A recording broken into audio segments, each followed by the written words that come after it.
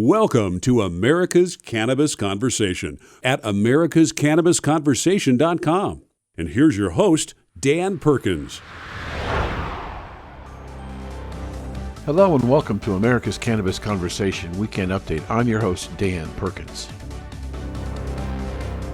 Washington, D.C. Immigrant and veteran marijuana protections, along with hemp and CBD measures, advance in Congress. House lawmakers approved several spending bills this week that touch on a wide range of cannabis-related policy issues, including immigration eligibility for people who use marijuana, benefits for military veterans who work in the industry, and regulations on hemp and CBD. It was a busy day for the House Appropriations Committee, where two spending bills that contain cannabis provisions were marked up by the full panel, and another got a vote in a subcommittee. This comes on the day after the full committee approved legislation that includes language providing protections for banks that work in the state legal marijuana business, and notably excludes the prior rider that bans Washington, D.C. from using its tax dollars to allow adult use cannabis sales. The committee also adopted a regulated report that urges federal agencies to reconsider policies that results in firing of employees who use marijuana legally in accordance with the state law. Providence, Rhode Island. Rhode Island lawmakers approved safe consumption sites for drugs as panel hears marijuana measures. Rhode Island lawmakers passed a bill on Tuesday that would establish facilities where people could test and use illegal drugs under a medical supervision. Separately, a House panel weighed a measure that would legalize marijuana for adults in the state. The first piece of legislation, which would launch a pilot program for safe consumption sites, passed the full House of Representatives on a floor vote. The chamber later signed off on an amended Senate companion bill approved by the body in March. The two measures now go back to the Senate floor for consideration, according to the press release. During a panel hearing after the floor session, the House Committee on Finances also heard testimony on one of three proposals introduced this session that would legalize cannabis for adult use. Legislative leaders and the governor's office have indicated they'd like to reconcile the differences between those measures and potentially return to vote on the compromise bill later this year. Denver, Colorado. Colorado sold more than $500 million in legal marijuana in 2021 first 3 months. Colorado's marijuana sales eclipsed a $500 million mark in the first quarter of 2021, the State Department of Revenue said this past week. In all, marijuana sales were over $560 million between January and March. More than $10.5 billion in marijuana has been sold in Colorado since it was legalized in 2014. Those sales translate into over $1.7 billion in tax revenue that goes towards public schools, infrastructure projects, and government programs. The DOR compiles its monthly marijuana sales report by adding the state's medical and recreational sales together. The total does not include marijuana accessories or any products that do not contain medical marijuana. This has been your American Cannabis Conversation Quick News Update. I'm Dan Perkins. Now let's see who's joining the conversation today. We're starting with Giadha A, DeCarcer, who is the founder and executive chairman of New Frontier Data, which is one of our sponsors. And New Frontier Data is one of the authorities in the cannabis data analysis marketplace. Giadha is going to discuss with us the 2021 U.S. Cannabis Consumer Evolution Report. Next up is Ryan Douglas, a master grower at Tweed Inc, and he recently authored a book, From Seed to Success: How to Launch a Great Cannabis Cultivation Business in Record Time. From our lifestyle reporter, Rich Wolkoff, we're going to talk with Brian Applegarth, founder of the Cannabis Travel Association International, a fully registered 501c6 organization, and it serves to promote the development of stale and responsible cannabis tourism, unifying the cannabis and tourism industry. And last, here again from Dr. Tessa Kosten, PhD from the University of Houston, used in conjunction with cannabis she talked about a drug-specific vaccine for like opioids. Now she's going to talk to us a little bit about fentanyl and this dangerous drug and how a vaccine may also help, along with cannabis, to treat people who are over-addicted to fentanyl. Let's join the conversation. Welcome to the Cannabis Conversation. I'm Dan Perkins, and joining us today is a woman who I admire greatly for her success and her stamina and her passions, Giadha DeCarcer, and she is the founder of New Frontier Data, which is a new sponsor for our program. And we've been talking to a lot of her people over the last month or so, and now we got a chance to listen to the boss. So good morning and welcome to the conversation. A pleasure to be here, Dan. Thank you so much. It's been a while since we've talked, and a lot has changed. And I'm curious, there's been a lot of legislation, not only in the United States, but around the world. How do you think you see the emergence of a global cannabis business? So indeed, the cannabis industry is always moving at the speed of light, but there certainly have been some catalytic events from an international regulatory perspective in the past few months that seem to be triggering new activity. Obviously, what happened with the World Health Organization suggesting the declassification of cannabis, and then the UN and the EU taking action. Those things certainly are beginning to have a material impact on what we're seeing as far as the numbers and the figures, and also nations around the world that are awakening and embracing legalization.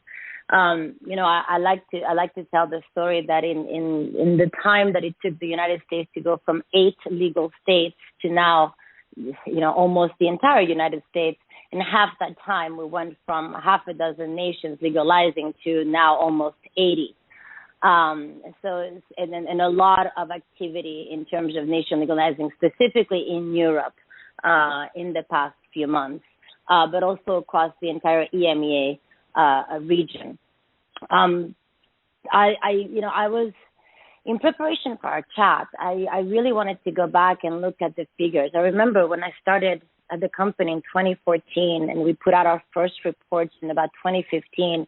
I mean, the types of compound annual growth rates that we were looking and projecting were just astronomical. On the recreational side, on the adult use side, we're looking at almost 50% year-over-year growth. On the medical side, close to 20, more like 16.6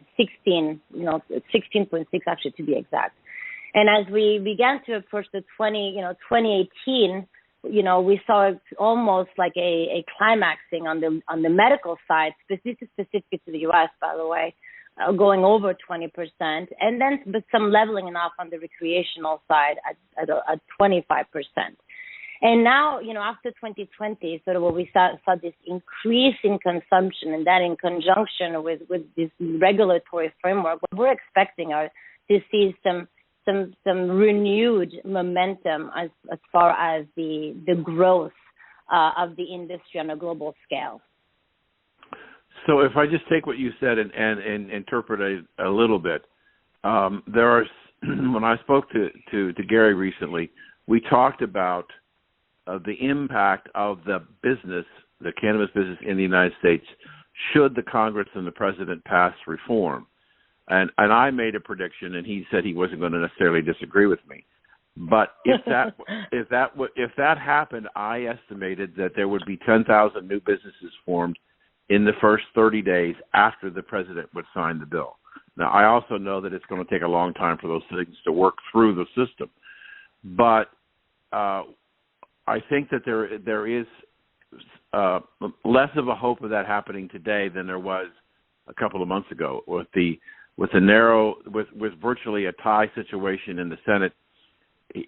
Schumer has to get all 50 of his Democrats to vote in order to get a chance to have Kamala break the tie. But he's got problems with 3 senators who are on the Democratic side who are not in favor of decriminalization, so he can't get it through. If that were to happen and we don't get changes this year, do you think that creates a problem for the momentum in the industry? No, because the industry is truly a global industry today, and that's sort of the big new factor. So I actually attended my first in-person conference in Frankfurt just a couple of weeks ago, which felt like twilight zone, to be candid with you. And it was the theme behind it. And actually, we released our cannabis import, export, and trade trends study. But the theme of it was sort of this globalization of cannabis and trying to understand what the regional dynamics are. And as I mentioned earlier, there are, short of 100 nations around the world that are decriminalizing or legalizing, but even more so, we're beginning to see trade, right? So we're beginning to see imports in Europe from Latin America, specifically Colombia. We're beginning to see exchange of research, so more like intellectual trade across Asia Pacific, mainly Australia, Israel, and the United States and Europe. So those trends are sort of supporting what I call sort of the globalization of cannabis. So while in the United States, again, we may slow down a little bit until we do see that federal legalization, the rest of the world is in fact speeding up. And I'd like to bring a little perspective in terms of why is that important. When you look at just sort of the size of the market, I mean, today, of course, the North American market is the largest, right? But when you just look at populations and across Europe and other areas of the world, that's a much larger consumer base. So as we see countries, specifically, for instance, in Europe, legalize, consumption is expected to pick up in a massive way and possibly we would end up with a market twice, if not more, the size of the United States and Canada. When we look at the market value, let's call it, okay, let's put in illicit and legal consumption. We're looking at 90-something billion in North America, right, and that's with all the legalization that's happened. In Europe, we're looking already at around 80 billion, as nascent as European market from a regional perspective is. So that's why momentum may slow down in the United States, but not for long. And beyond that, what we're also seeing is because of this reawakening after COVID is the beginning of influx of investment into the market. And that's just beyond, just Europe or elsewhere, North America specifically. So that also is probably going to have an impact in terms of the continued growth of the industry. The last time you and I talked, we were talking about this very subject. And at that particular time, we didn't have a lot of legislation in Europe that made it legal. But your observation was at the time, and I'm curious as to whether or not you've changed that, your observation was that companies that are being formed in Europe for the purposes of distributing cannabis are doing so more with an eye towards the United States than they are to Europe. Has that changed? So, it's funny that you mentioned that. It hasn't changed, but I've refined it a little bit, especially after spending some time talking to folks in Europe and after us doing a little bit more research. I refer to this apparent emergence of centers of excellence around the world, whereby, the industry has gone global so fast that we're seeing specialization, not just at the national level, but at the regional level. So, for instance, we know that consumption right now is centered in North America. We know that research, the big drivers of research really are right now in Australia, New Zealand, and Israel, so Asia Pacific. We know that hemp production, while, we don't have as much transparency into what's going on in China, we know that China and India have the big numbers there. And then we have Europe. And in Europe, just historically speaking, extraction processing as it pertains to consumer packaged good in health and beauty, but also in food and beverage, that expertise is really already there. So when I mentioned that European companies that are looking to sort of, really focus in distribution would look at North America, yes, today, absolutely, because it remains the epicenter of consumption. However, because of how large the European market is now expected to be, while not immediately, that may shift in 3 to 5 years. So you mentioned a moment ago that Europe was about 80 billion. Is that illicit and illegal? It market? Is. And if you look at the global number, we're talking almost $500 billion in consumption. So we really have to think, it's all relative. The global market itself is massive when you add them all up. Colorado, which crossed $500 million in sales so far this year, huge numbers. and Illinois, and on and on. The states are just blowing past projections. Would revenue from cannabis on a global basis help the treasury and coffers of many nations who have spent beyond their means just to try and save people's lives? I would say yes, absolutely, which is one of the motivating factors behind many nations legalizing. They find themselves sort of trying to build back their economy, having gotten a huge hit during the COVID, year and a half, and they're looking for quick ways to sort of generate additional revenue for the government. So yes, absolutely. So when I was, it was just on with John last week, and he was talking about one of the retail trends, and that is that flower has moved from the front of the store to the back of the store. Are you seeing that shift in Europe also in other markets, that the flower is becoming less interested by consumers and they want to buy packaged products? So Europe, well, first of all, one of the big differences between Europe and North America is Europe, and candidly, the rest of the world outside of North America is primarily a medical market, really with medicinal application as well. So sorry about that. Nothing I can do about that. I understand. Working from home during still COVID, my apologies.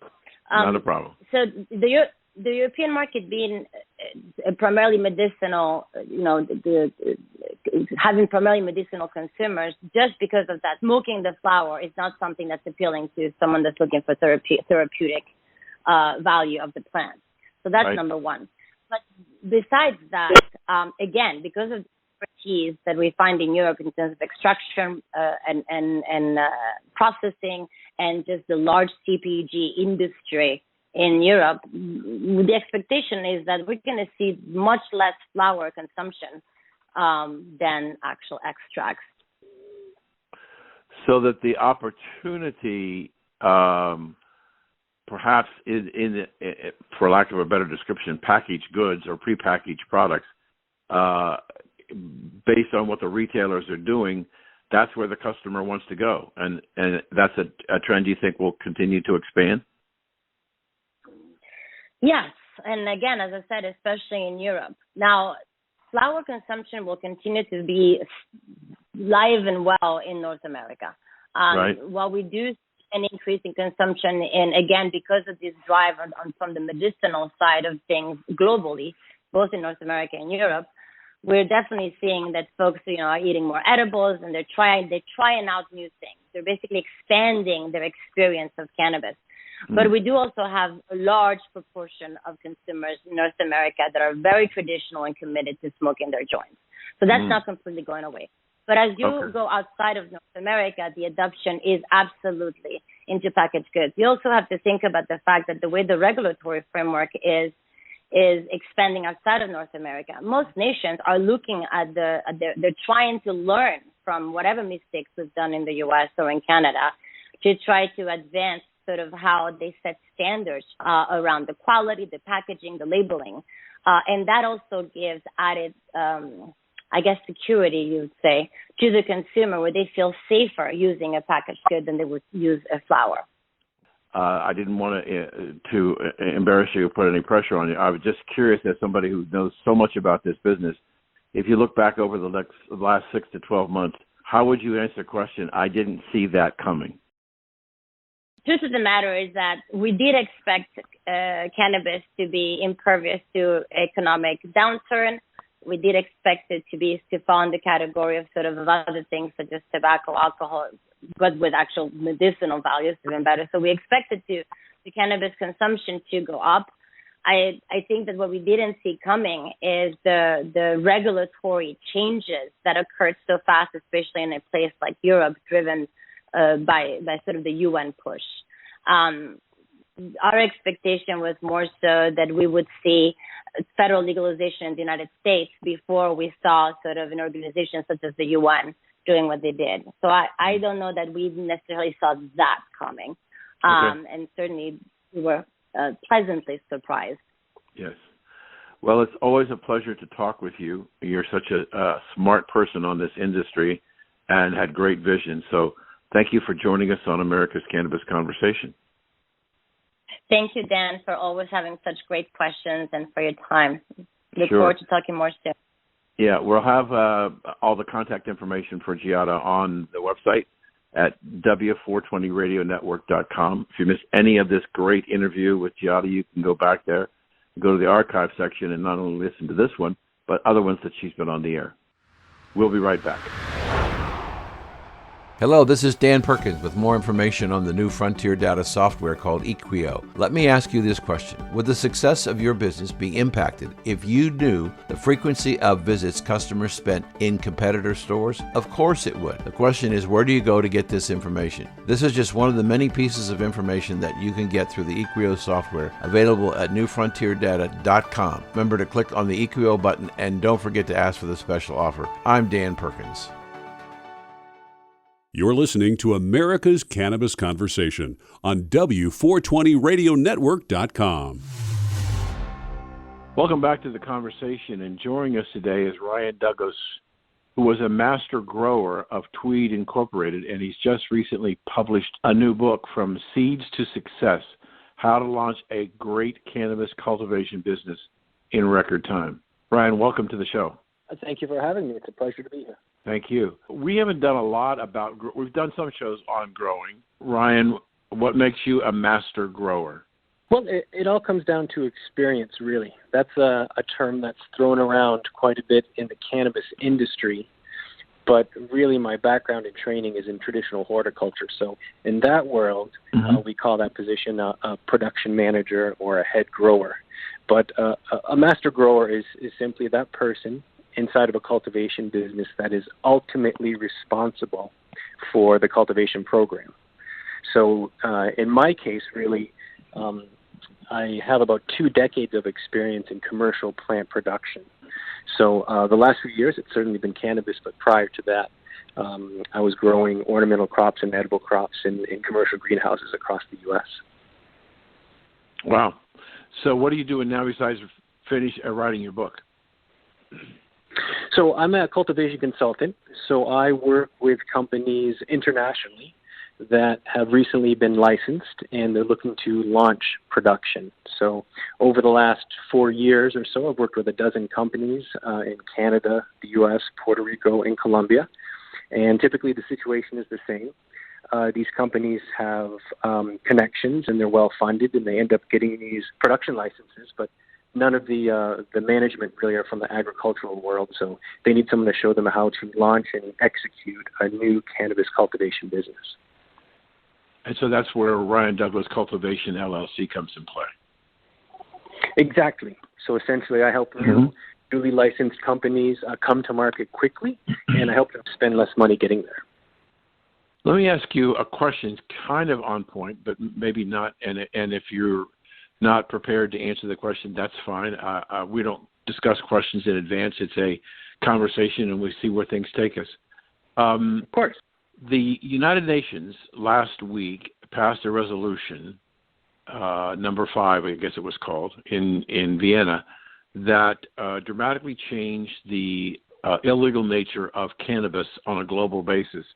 And many of the people that I've talked to says that Europe, while having an illicit market, has no real medical market, and that this change will allow many of the European nations to put their toe in the water and develop a medical practice. And it may be a long, long time before we get to recreational in Europe like we are in the United States. Do you see that, and does it create opportunities for you to expand your growing consulting business in Europe? Well, absolutely. So I work anywhere in the world that cannabis is legal. So most countries, and in fact most states here in the U.S., usually start with a medical cannabis program. And depending on how that goes, typically then they implement a recreational program. So, you know, if the European Union is looking at working with cannabis first medicinally, you know, I'm all for that. I support that, and absolutely, I would be open to the opportunity to help some of these countries launch their cannabis production programs for the very first time. I have plenty of experience doing that, and it's exactly my specialty, my line of work. Well, the test may not have mentioned to you, but about 10% of our audience comes from international, from Europe, Asia, South Africa. Outstanding. Excellent. We're trying to grow our international business because we think, and you may disagree, or you may agree, the rest of the world is quite a bit behind the United States. True. So the only benefit there is they can really learn from the mistakes and the successes that we've had in Canada, in the U.S., in a couple other countries that have kind of stuck their nose out there and gave it a shot for the first time. But, from my perspective, I think it's inevitable. I think that the momentum can't be stopped now. I think eventually the majority of the world is going to turn that way, and that they're going to legalize cannabis for some use in some manner. And it's just a question of time. It's not a question of whether they'll do it or not. But they do have the advantage of studying in depth what happened in Canada, which I was part of, and then what we've done here, somewhat haphazard in the U.S. because it's state to state. But I'm confident that the world is heading towards cannabis legalization in the very near future.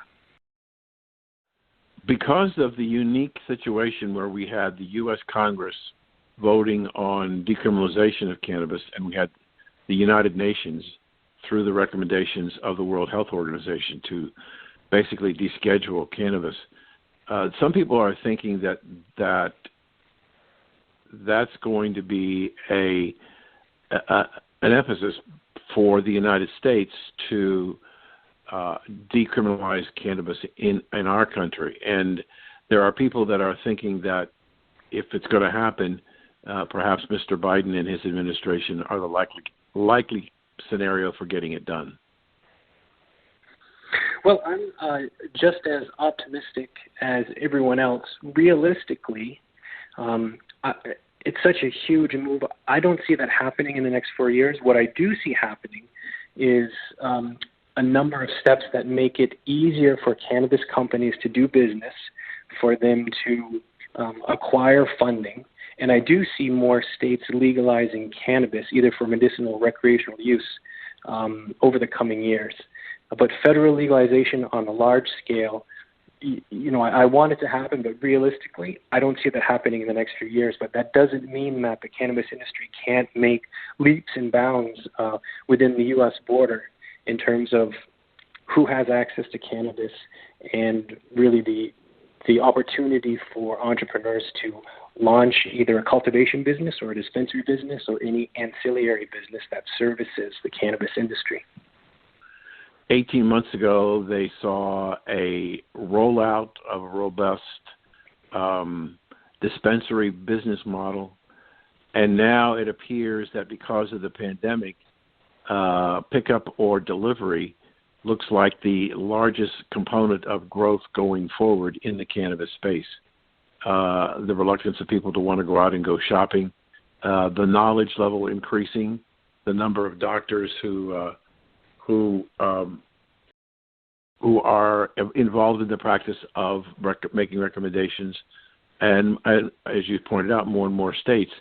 We're in a really interesting time in the cannabis space, and I'm curious what you think about what I just said. Well, so 18 months ago, I don't think I would have been as hopeful as I am today. As a result of COVID, not only do we see the changes more from kind of a storefront to a drive-through or pickup model, but I think we've also increased the chances of states legalizing cannabis either for medicinal or recreational use, because so many states are in an economic slump, and they see other states that have legalized cannabis, and they see how much money is being generated in terms of tax revenues. And the benefit is it's not like some other technology or widget or gadget we're introducing for the first time. The demand exists immediately everywhere. It's simply occurring on the illicit market. So when you look at states like New Jersey that just recently voted to legalize cannabis for recreational use, New Jersey is situated close to Connecticut, New York, Pennsylvania, Maryland. And when I was doing research for my book, I realized that about 20% of a state's recreational cannabis consumption, the revenue, comes from out of state. So you're going to have these governors and state officials from every state that borders New Jersey, and they're going to have their residents driving to New Jersey, spending their money there, and then driving back home. And I don't think they're going to stand very long to lose that kind of tax revenue. So as a result of the last year, 18 months ago, I wouldn't have been as positive, assuming that so many states would legalize. But I think in the next year, in 2021, 2022, I think we're going to see a lot more states legalize. And it doesn't necessarily need to come down to a vote, since they have ways of doing that within the state to decide to legalize it. Yeah, you bring up an interesting point. We've got, and you might have a more accurate count than I have, but in my brain tells me that with the outcome of the elections in November, we have in the neighborhood of 37 states that have made either medicinal or recreational available. So we don't really have that much left. We got 12, 13 states left to get on board, and I don't know whether the 13 most hardest or not, but there is a certain amount of momentum when you've got 2/3 or more of the states providing cannabis, at least on a medical basis, and medical and recreational. Doesn't that put a lot of pressure on the politicians to change what's going on, in addition to, as you pointed out, the tax revenue?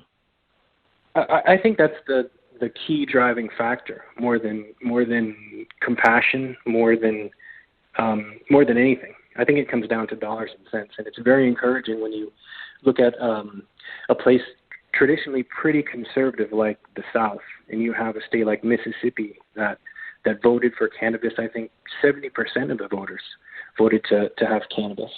So, if it can happen in Mississippi, I think it can happen anywhere in the States. So, so you said you don't expect any federal action over the next couple of years. Did I get that correct? I don't think it's realistic to anticipate complete federal legalization. No. For at least a couple of years, or perhaps even longer. Correct. It's such a massive undertaking, and I think it's easier and more realistic and much faster to really make progress state by state and within each state. And I mean by that transitioning from medicinal to adult use cannabis. I think you made a really important point that I just want to go back and have you reemphasize, and that is that we're seeing the states based on the votes of the electorate. The electorate is saying they want this, and that maybe the electorate may put the pressure, but what does it take, about 2 years to get through on a ballot initiative? So we're not going to see anything probably not going to see anything in 2021 or 2022. So is the next big window 2024? So I have to confess ignorance that I don't understand exactly how laws are passed or legislation is created, but I think in 2021 and in 2022, if these states have the capacity and the interest to legalize cannabis without bringing it to the voters, I mean, we've had states, I think Illinois did it that way, Vermont did it that way. I think you're going to see more and more states taking that avenue because it's a very rapid path to helping to relieve the economic struggles a lot of these states are facing now, especially after COVID. Tell people how they can get in touch with you, follow you, tell them about your book. Sure. So you can reach out to me through my website, douglascultivation.com. There you can sign up for my newsletter, link to my social media sites, or also purchase the book. Well, thank you for joining us today. Thank you. It's my pleasure. So if you didn't hear all this terrific interview with Ryan Douglas, go to W420radionetwork.com, go to the archive section, and you can download the entire show and listen to it at your leisure. We'll be right back. Hello, this is Dan Perkins for America's Cannabis Conversation, and I want to tell you about a new sponsor, New Frontier Data, and their equally amazing software to help you discover, engage, and compete in the cannabis marketplace. For the first time, you have the ability to discover on your computer desktop valuable information on state, city, and even zip codes to assess your opportunities for cannabis investment in that market. Through the Engage portion, you will be able to figure out what products in a marketplace consumers would be interested interested in buying. And finally, with Compete, you'll be able to look at prospect profiles and find new and innovative opportunities to test new products to attract new customers. Significant change is coming in the cannabis industry, and you need to get ready now and be prepared for this fantastic opportunity ahead of you. For more information on the EQO software for your business, go to newfrontierdata.com and look for the EQO section and expand your horizons. I'm Dan Perkins. Time now for the lowdown on another high time experience. Here's 420 lifestyle correspondent Rich Walkoff. Well, thankfully, California is reopening. The world is reopening. The pandemic is subsiding in most of the USA, and travel is going to ramp up. And I guess when you think about California travel, it's from the beaches to the mountains, wine tasting, maybe a whale watching or the like. But what about the cannabis industry? We're here today with Brian Applegarth, the founder of the International Cannabis Travel Association. And Brian, kind of counterintuitively, the cannabis travel world has been blowing up during the pandemic and maybe will continue to ascend even in the aftermath. Yeah. I mean, the future's bright. It's an exciting new travel segment. And, it really, I started in the space around 2015. And here we are in 2021. And it's going to be a very interesting year ahead for a whole bunch of reasons. There's the maturity of the concept of cannabis travel tourism, and how that's going to integrate into really the travel industry at large. Everything from airports to rental car companies to hotels to comprehensive strategy for tourist destinations. How are we going to position this? Not to mention cannabis and hemp and CBD are inherently a tool for wellness and well-being, which is, as a standalone category of wellness, is the data shows that's going to be a segment that continues to grow, which cannabis and hemp are right kind of in the core of that. Yeah. So tell me a little bit about the bud and breakfast is the old view of cannabis friendly hotel destinations, but it's transcended that. We've gone beyond that, haven't we?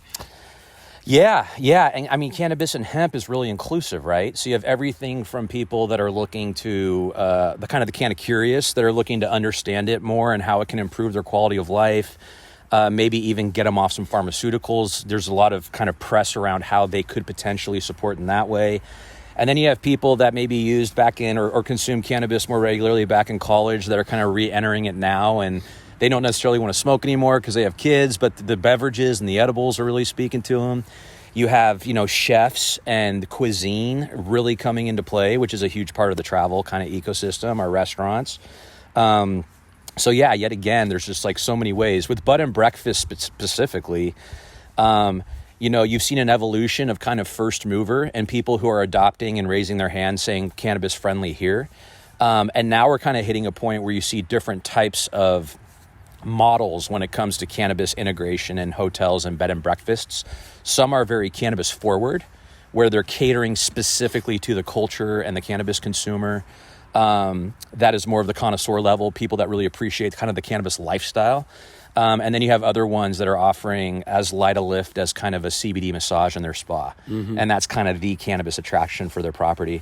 One thing that thankfully more and more hotels and resorts are starting to do today is at least adopt kind of basic strategy and operations for their hotel, training their staff, having collateral concierge to educate visitors when they ask about it, just being more prepared for this travel segment that research has kind of identified. How about the demographics? Are you finding that for California, cannabis-friendly hotels and boutique places like we're here at Mine and Farm, a beautiful bed and breakfast in Guerneville, kind of the gateway to the Emerald Triangle, what kind of people predominantly are more likely to attend or visit places like this? Yeah, well, like Mine and Farm, where we're sitting now, is a beautiful, I think it's 9 to 13 room bed and breakfast that's tucked in the Russian River, right? So it's already a tourist destination. It has been for decades.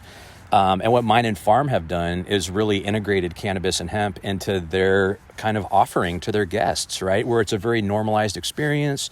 There's ashtrays available, and outside there's these beautifully stunning views where you can enjoy a pre-roll or drink a cannabis beverage in kind of nature because private property, right? So they're really kind of adopting this and reaching this audience. The audience that we're seeing from this, as far as the mine and farm location, it's people from out of state, but also people coming up from the Bay Area, especially in the wake of COVID. You know, people looking to get out of the urban centers, get up in nature where there's a bit more space.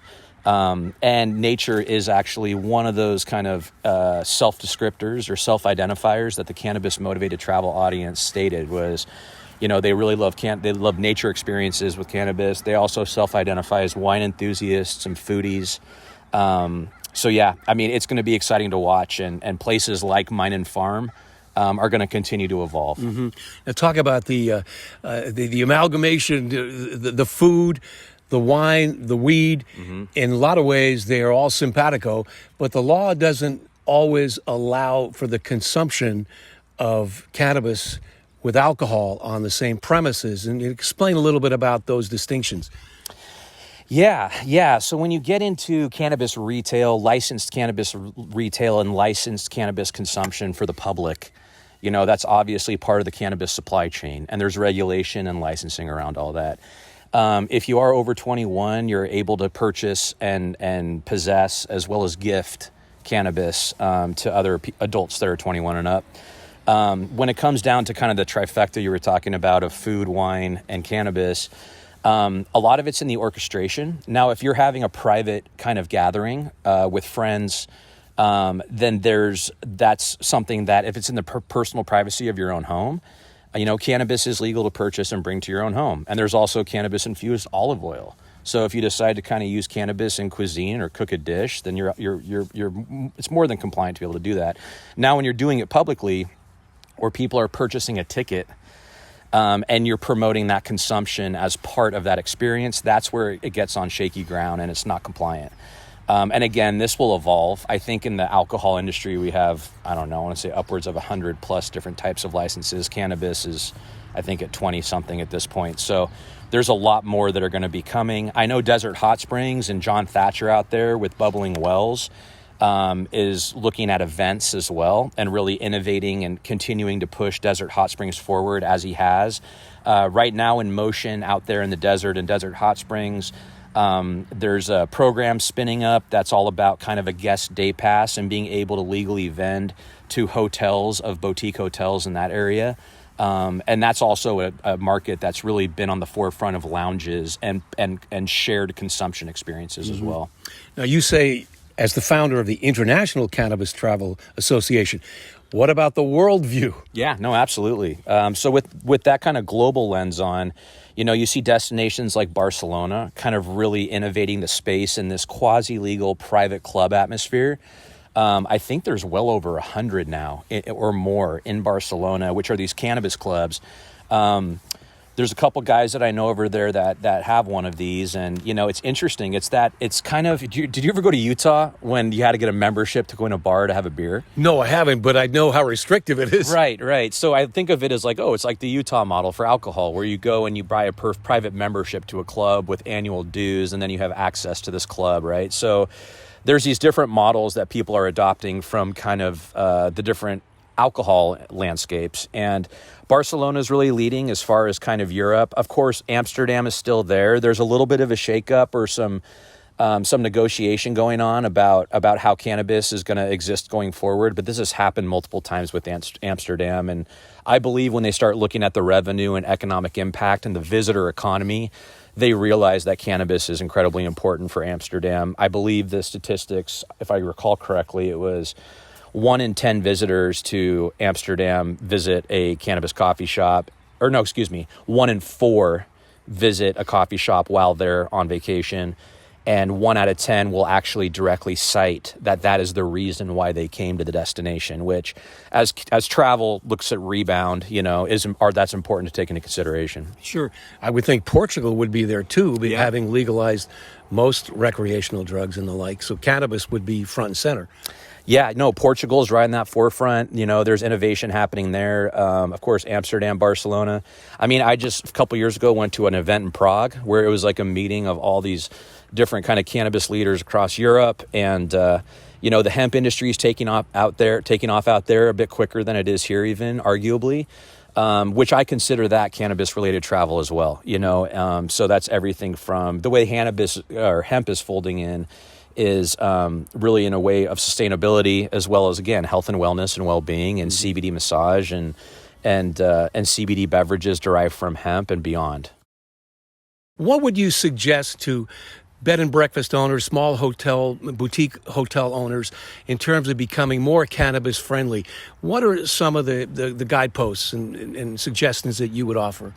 I would encourage even additional collateral or some kind of content piece where you can really teach people about the history of cannabis a little bit. We live in a very unique window right now where cannabis has been illegal in the world, specifically the United States, but globally for less than 100 years.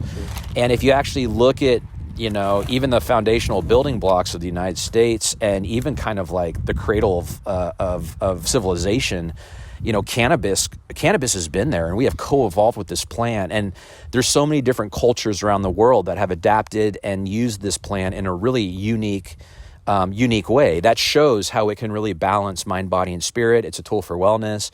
And as travelers and visitors come and they're open to new experiences and they're outside of their comfort zone and they want to do something that they wouldn't do at home, a cannabis experience, there's many forms of that. That could be a dispensary 101 experience where you're simply going there because you know that dispensary is built for hospitality and they have partnered with hotels and they're ready to accept guests that just want to learn. Mm-hmm. And they might walk away with buying a CBD topical for the first time. Right. And they might use it that night, and it might bring a smile to their face because it's the first time they've done it, right? Sure. So there's those kind of visitors. So get prepared, look for partners, have collateral.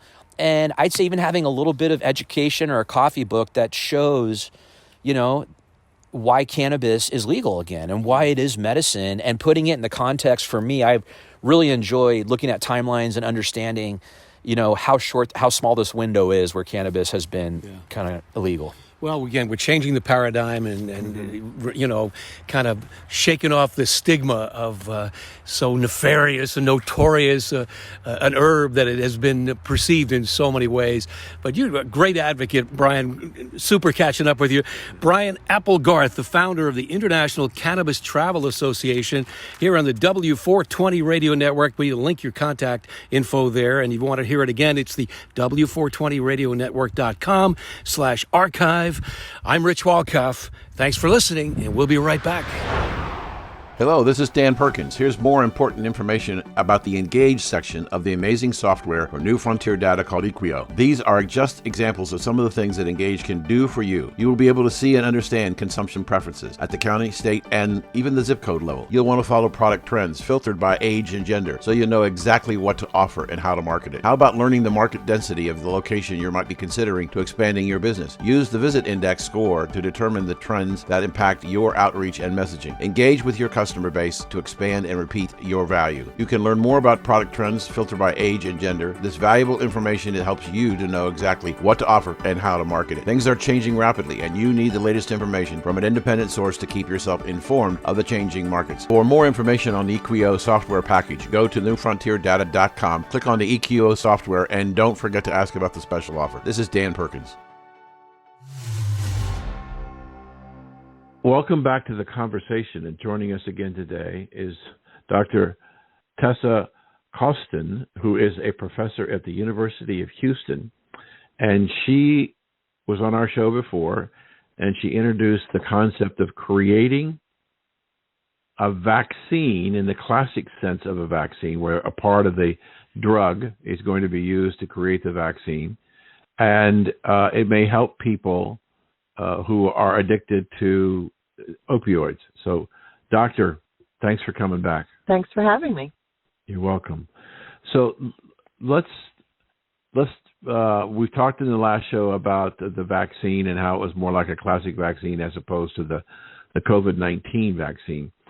As you getting ready over the next couple of years to put together your clinical trial, first phase clinical trial, can you tell us, one, what kind of patient you're looking for, and as they say in pharmacology, when you've completed your trials, what is the endpoint that you're looking for? What do you hope to be able to give to the opioid addict with your vaccine? So let's talk a little bit about first part, and then we'll get into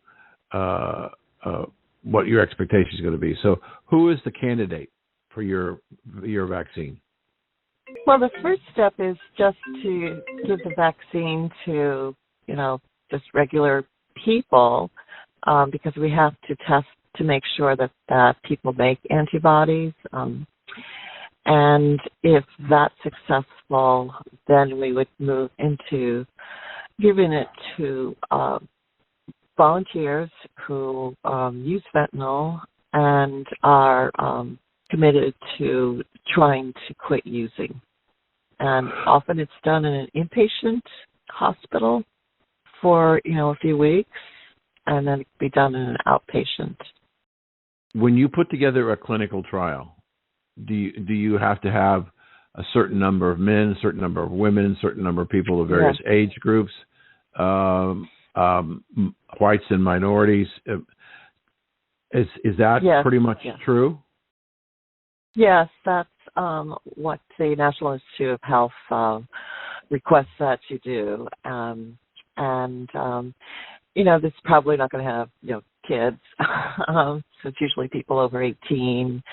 Try to get men and women. Try to get representation from different ethnic groups.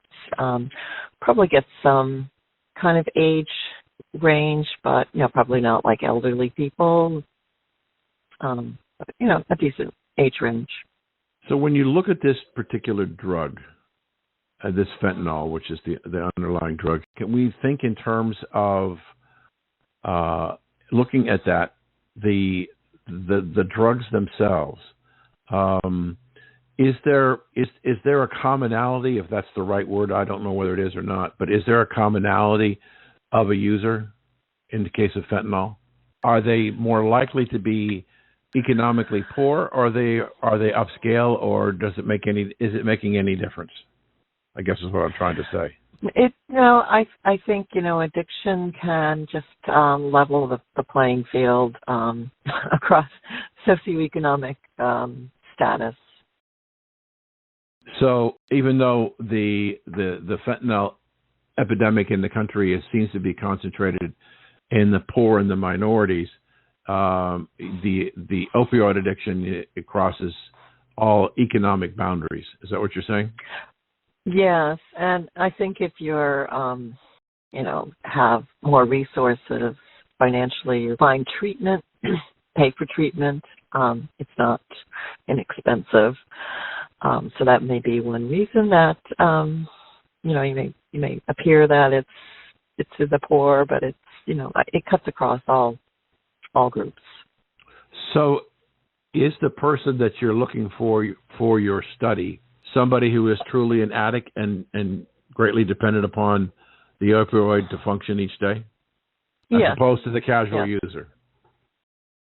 Yeah, we usually are looking for people who meet a certain criteria to have a diagnosis of an opiate use disorder, and that requires someone who's been using quite a bit, usually experiences withdrawal symptoms if they're not using, has developed tolerance, has shown, dysfunction in their life. There's a whole set of criteria that people... So as you have been studying this problem, is it fairly balanced between males versus females, or is there a skew? And will you skew your research profiles to that if there's a difference? Yes, I'm actually very interested in sex and gender differences because I think that their bodies respond differently to different things. And so it's not like we want to concentrate on one gender versus another, and would like to try to recruit to be able to say something about how it affects males versus females. Females typically have a more robust immune system, which sometimes works against them because they are more prone to autoimmune diseases as well. So it would be good to be able to determine if, we may have different sort of doses of the vaccine based on gender, which, that's an important thing to uncover. So, just as a quick side issue, when I went in line to get my my COVID-19 vaccination, people a lot bigger than me and people a lot smaller than me, but we all seemed to get the same dose. So physical makeup didn't seem to make a difference in the COVID.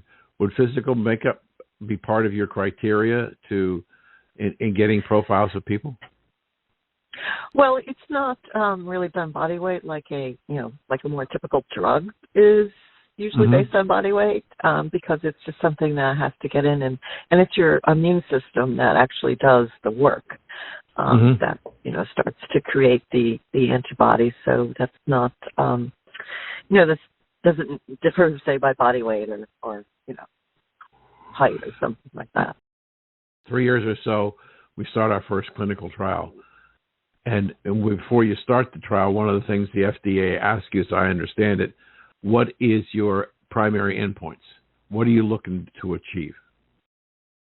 We're looking to achieve that a vaccinated person who is takes fentanyl will not show any behavioral or physiological signs of getting the fentanyl.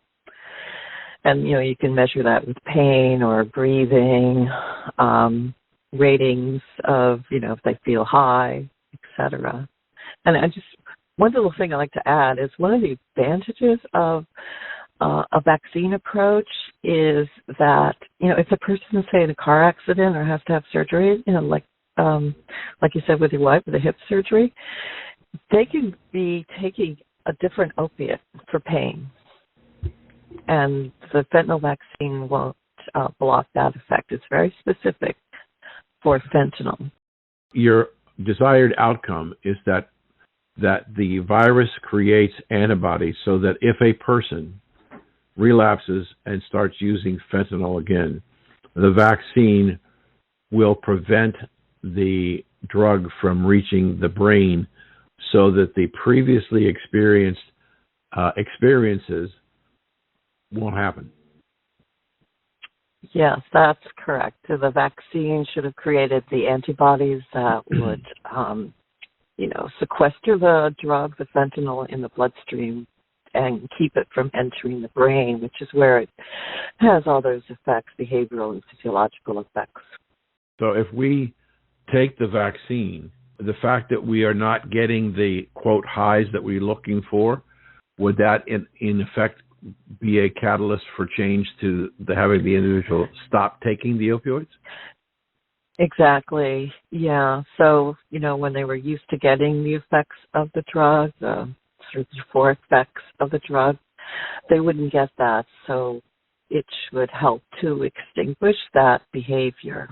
It would also be done in collaboration with psychotherapy.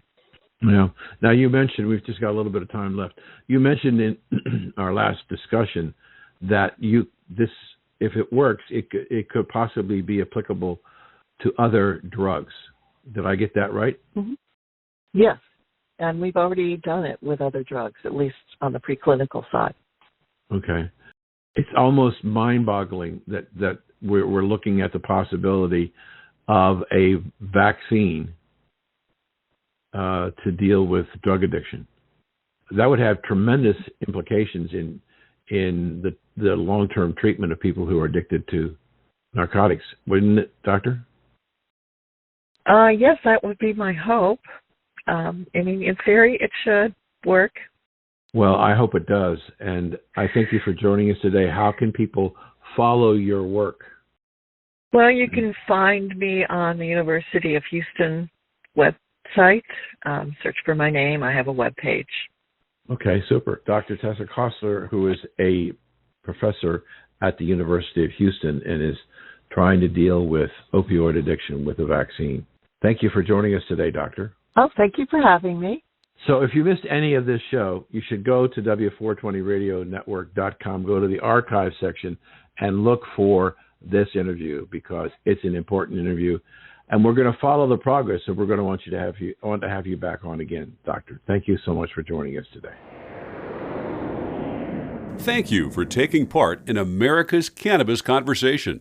To hear this show in its entirety or to hear any of our archive shows, log on to americascannabisconversation.com and tune in for the next installment of America's Cannabis Conversation.